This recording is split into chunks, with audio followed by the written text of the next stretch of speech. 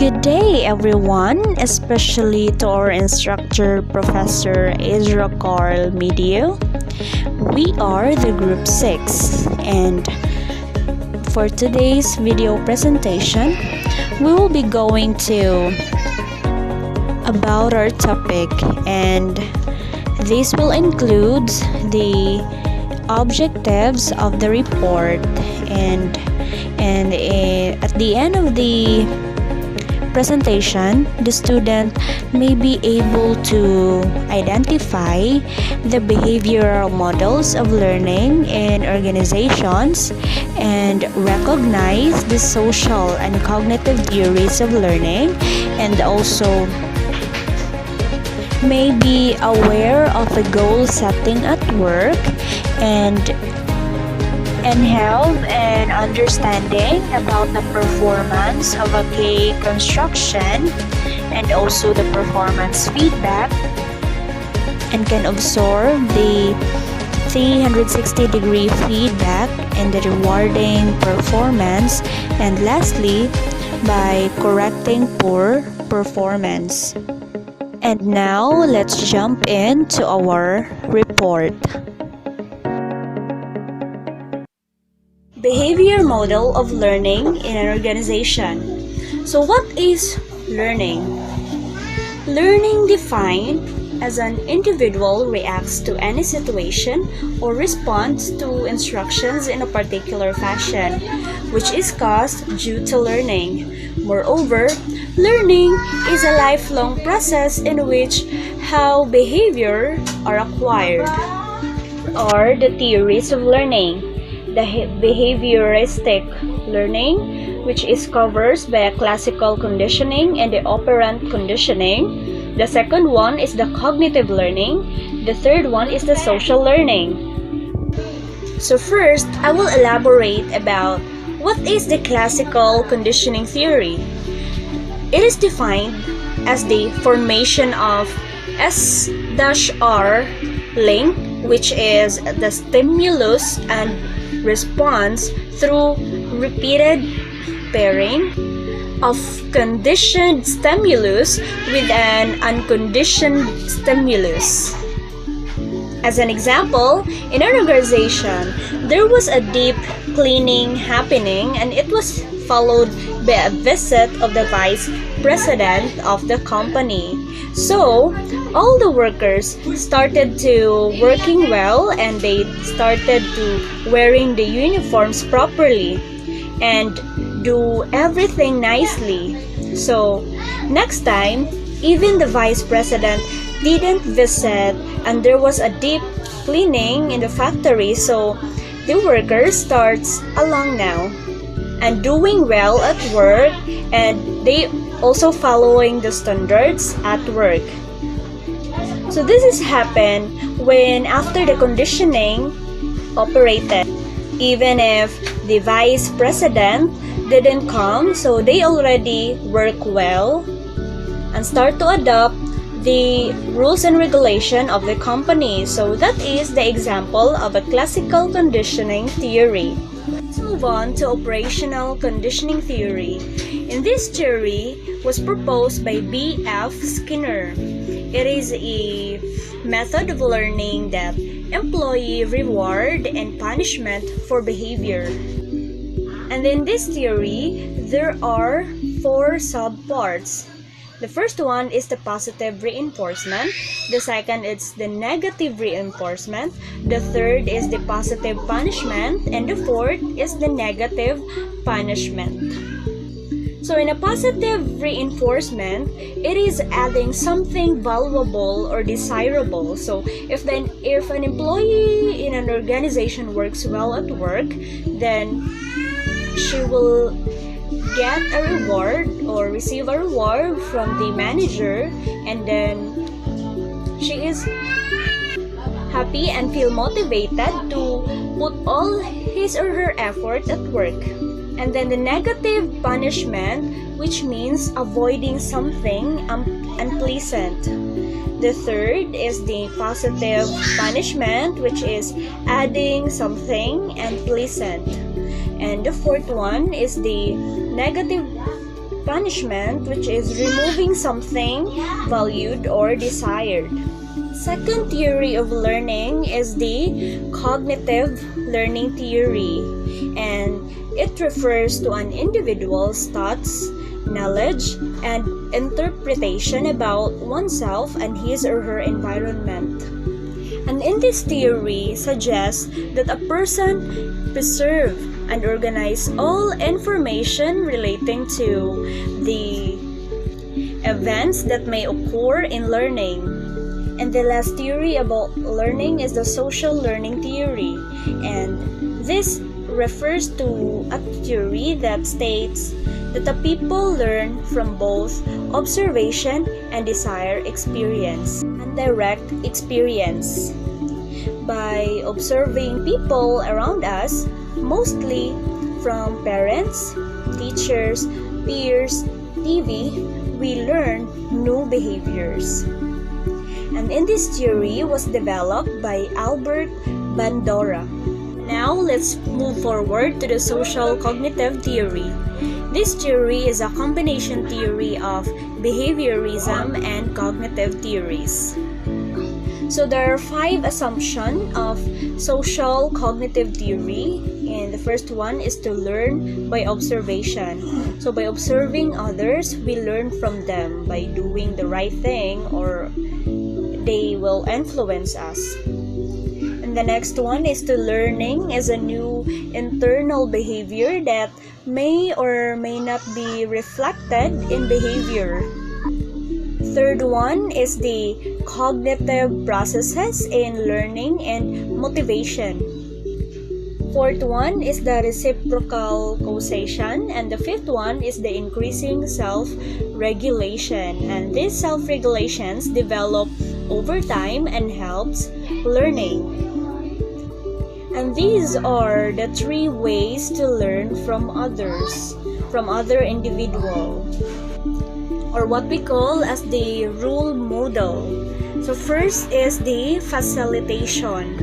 In this, you see a model reinforced for a behavior. So you repeat behavior. So an example, if you are in a classroom and you see your classmates sitting properly and paying attention to the instructor, then you might do also the same as someone who executed. The second is the inhibition. You see model punished, so you do not repeat behavior. If that model is doing the bad thing, so you recognize that that is bad, so you don't follow his or her actions. The third is disinhibition, and this is when you see actions that should result in punishment but doesn't. Reinforces a behavior, so like facilitation. Now move forward to self-efficacy. Self-efficacy is the key part of social cognitive theory. Self-efficacy is the one who believes in one's capability to complete a task. There are 8 things that influence self-efficacy, and the number 1 is the actual performance, and this is a task that you need to perform and do well. The second one is the verbal persuasion.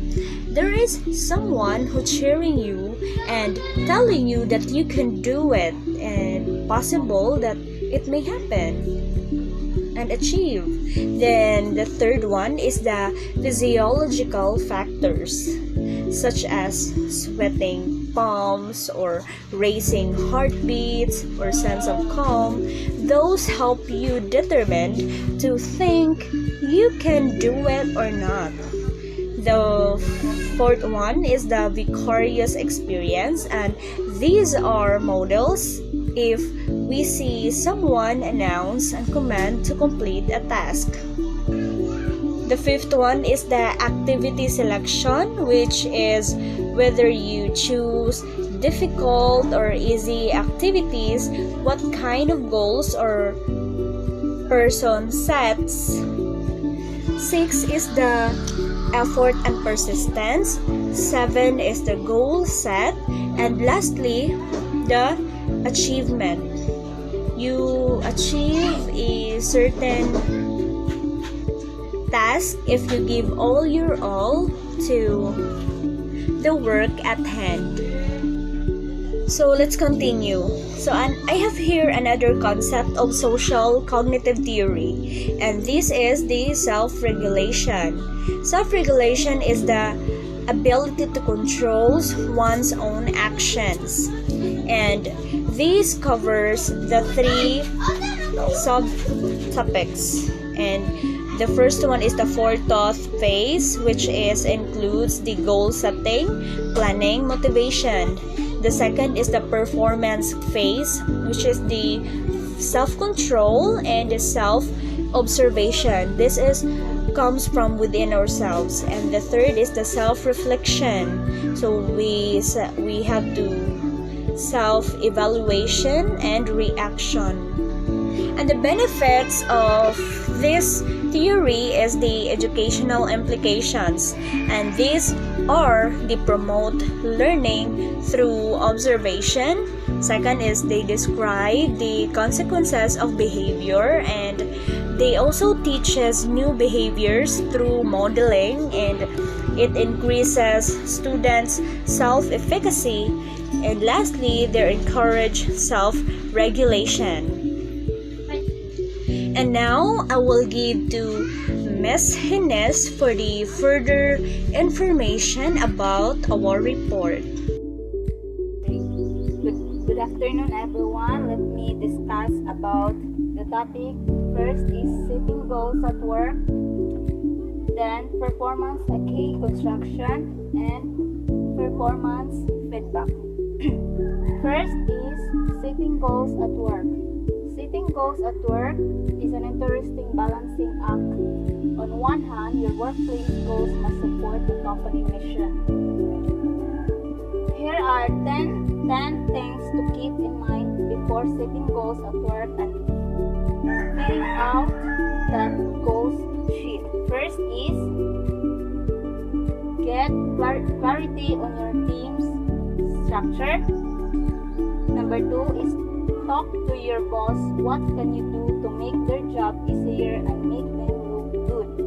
Then number 3, focus on what you can control and have a plan for the rest. And number 4 is think about your career path in long run. And number 5, go beyond the immediate task and think of the big picture. Number 6, get clarity on what goals achievements would look like. Then number 7, schedule periodic check-in. Number 8, ask for support if you need it. Okay, then number 9, do a periodic comparison of your annual goals with your to-do list.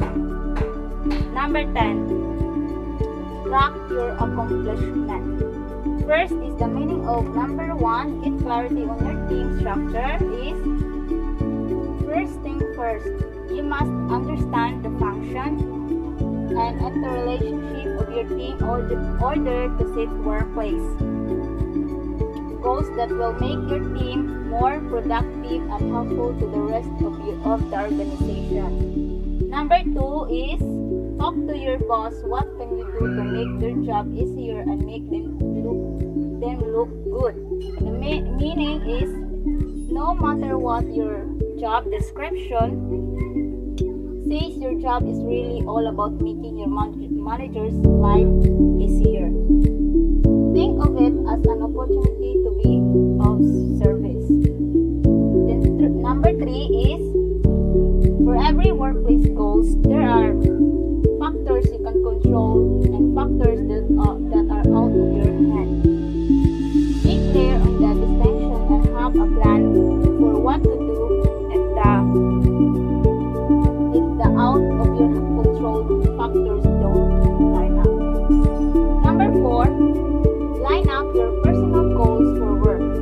way that always you to gather those accomplishments and learn the skills. Number 5, your growth as a professional is bigger than productivity and proficiency at your test.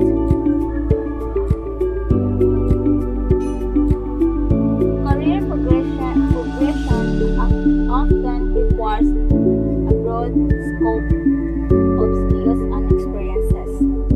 Number 6 is you know the basics. Okay? A good workplace goals is specific, measurable, attainable, relevant, and time-bound. Then number 7 is the act of sitting works goals is not limited to one conversation at the start of the performance period. Then number 8, superstar performers in sports at work don't have to do it alone. Number 9, setting goals at work is great for mapping out big picture targets and win for the year. Number 10, have all been there as you're preparing for your annual evaluation, placing your resume for your job search, and you draw a complete blank on your part accomplishments.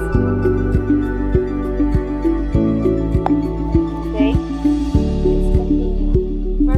Second topic is performance arcade construction. There are 6 types of performance arcade construction. First is monitor cost, second, track progress, and number 3, assess client satisfaction, number 4, identify strengths and weaknesses, number 5 is compare and performance across and between projects, and the last is number 6, assess specific areas of a project such as sustainability, safety, and waste management, and etc. And the last topic is performance feedback. Okay, performance feedback refers to the information an employee receive concerning a rater's evaluate judgment of the employee performance and the way in which this information is communicated. Second is business leaders want employees to success. Okay. Number 3 is performance feedback is critical to helping employees understand expectation, make adjustment, and get the coaching necessary to improve and success. And the last is performance feedback is a communication process. There are 4 examples. Okay, first is quality of work. Second is work habits. Third is service habits. Then number 4 is team skills. Okay, good morning everyone. Let me tackle about 360-degree feedback. 360-degree feedback is a system or process in which employees receive confidential and anonymous feedback from the people who work around them. This typically includes the employee's manager, peers, and direct reports. Mixtures of about 8 to 12 people fill out and anonymous online feedback from form that asks questions covering a broad range of workplace competence. The feedback forms include questions that are measured or rating skill and also as refers writers to provide with writing comments. The person receiving feedback also fills out a self-rating survey that includes the same survey questions that others receive in their forms. 360 feedback can also be used for development tool for people who are not in a management role.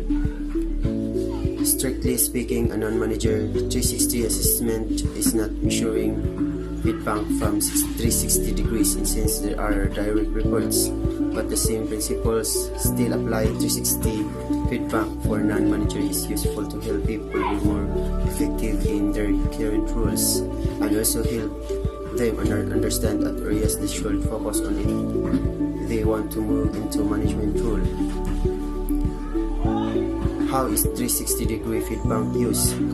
Companies typically use a 360 feedback system in one of two ways. Number one, 360 feedback as a developed tool to help employees recognize traits and weaknesses and become more effective. When done properly, 360 is highly effective as a development tool. The feedback process gives people opportunity to provide anonymous feedback to co-worker that might otherwise be uncomfortable giving. Feedback presets gains insight into how others perceive that and have opportunity to adjust behaviors and develop skills that will enable them to excel at their job.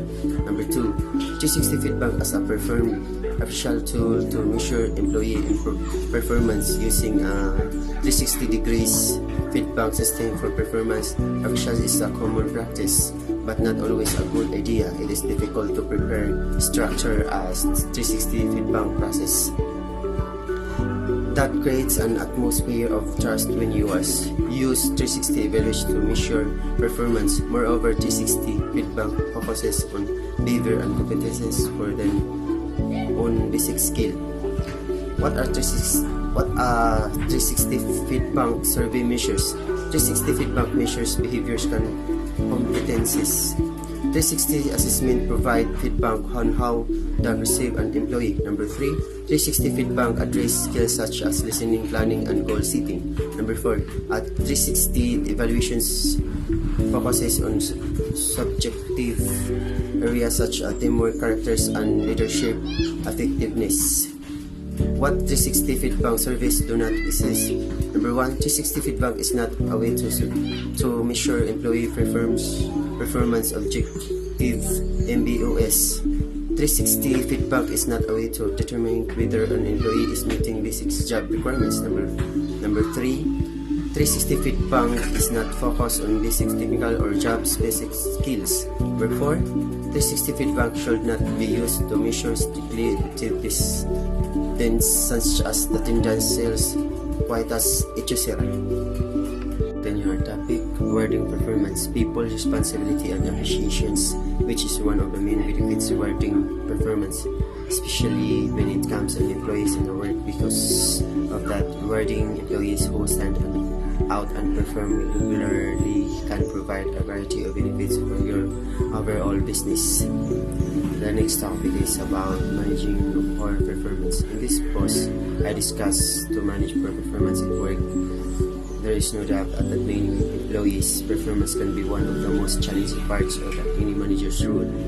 Even by the time that the organization for formal performance management process commences, difficult and unproductive behaviors are already entrenched at the relationship between manager and employees as deteriorated productivity is low and patience is short supply. There are 5 strategies manage poor performance at work. Number 1, don't delay in many cases. See managers wait too long, raise performance concerns with an employee or both of delivering the feedback. Number 2, have tough conversations. Number 3, follow. Number 4, documents each step. Number 5, improve your own performance. Have a good day. Thank you.